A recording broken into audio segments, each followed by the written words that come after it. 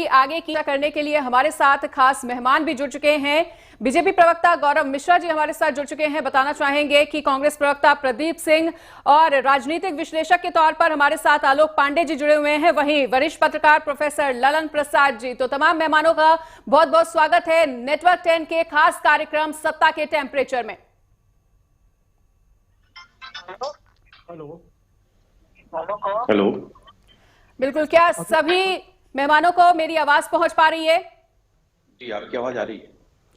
बिल्कुल, और सबसे पहले रुक करना चाहेंगे आलोक पांडे जी का। आलोक जी, शरद पवार ने एक फिर से गुगली फेंक दी है। आखिर जब मल्लिकार्जुन खड़गे का नाम आगे आया तो फिर पीएम फेस पर उनकी टिप्पणी कुछ समझ में नहीं आ रहा है, क्या कुछ कहना चाहेंगे? मनीषा जी, शरद पवार जी के पुराने सपने हैं, वो भी सोचते हैं चलते चलते एक बार आप प्राइम मिनिस्टर बन जाएं।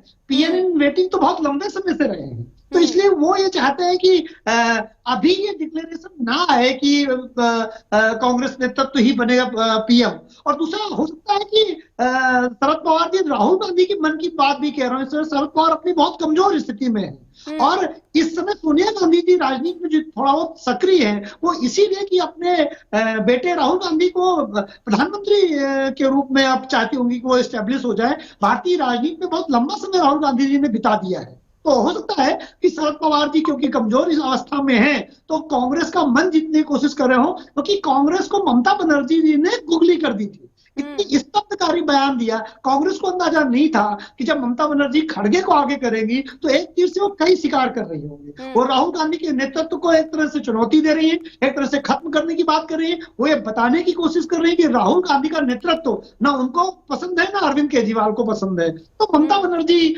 या शरद पवार या जितने सारे लोग हैं, ये लोग एक तरह से यूनाइट कर पाने में अपने आप को बहुत अक्षम मान रहे हैं। ममता बनर्जी देखिए बंगाल में कांग्रेस को अपने साथ लेके चलने के लिए तैयार नहीं है। शरद पवार कहीं न कहीं ये चाहते हैं कि थोड़ा सा हम अपनी पुरानी स्थिति पर रहे, तो कांग्रेस हमें ज्यादा सीटों के लिए ब्लैकमेल न करे महाराष्ट्र में। तो अंतर विरोधों का गठबंधन है जो, और उसके अंतर विरोध बार बार जो है हमें इन लोगों के बयानों से बाहर दिखाई देते हैं मनीषा जी, और ये बिल्कुल स्वाभाविक प्रक्रिया है। और मुझे नहीं लगता कि ये समय से दिया गया बयान है, डिले हो गया है। इन लोगों को ज्यादा अच्छी तरह से प्लान करना चाहिए था। और अगर शरद पवार जी को कोई बयान देना है तो मीटिंग करते रहते उसमें बयान दें। जब आप मीडिया में इस तरह की बात करते हैं तो आप अपने अंतर्वेदों को जगा देते हैं, जनता के सामने ला देते हैं। ठीक है, लौटेंगे एक बार फिर से आलोक जी का रुख करना चाहूंगी। आलोक जी, पूरी स्थिति को आप अच्छे से समझ रहे हैं एज अ पॉलिटिकल एनालिस्ट, लेकिन आपको क्या लगता है कि बीजेपी के सामने असल चुनौती क्या है?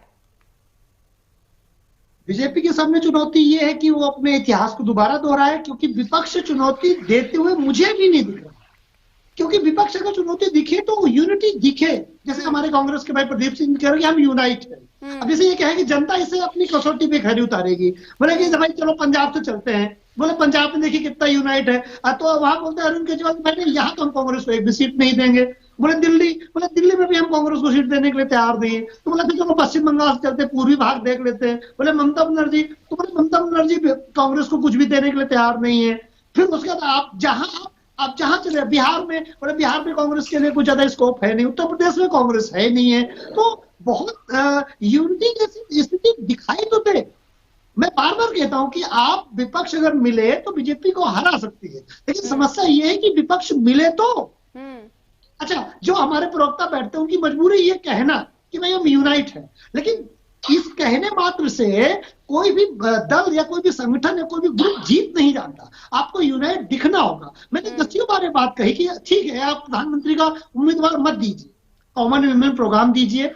आप देश को आगे कैसे लेके जाएंगे वो एक कॉमन एजेंडा बताइए। कॉमन मीटिंग आप करते हैं तो कॉमन रैली करना शुरू करिए, कुछ तो करिए। आपको अपनी एक बार में आप मीटिंग नहीं कर पाते, आपको तारीखें बदलनी पड़ती हैं। आप एक अभी कॉमन रैली नहीं कर पाते हैं और आप ये कहते हैं कि हम एनडीए गठबंधन को हराएंगे, तो जनता थोड़ा सा संकोच करती है आपके साथ खड़ा होने में। देखिए बीजेपी विरोधी बहुत बड़ा मत है भारत में, क्योंकि भारतीय जनता पार्टी को तो किसी भी दल को आज तक भारत में 50% मत नहीं प्राप्त हुए। इंदिरा गांधी की शहादत के बाद 49.17% मत मिले थे कांग्रेस को, जो सर्वश्रेष्ठ प्रदर्शन था इंडिया लेवल पे, जब कांग्रेस ने लगभग उपचुनाव मिलाकर के 412 सीटें जीती थी राजीव गांधी के समय में।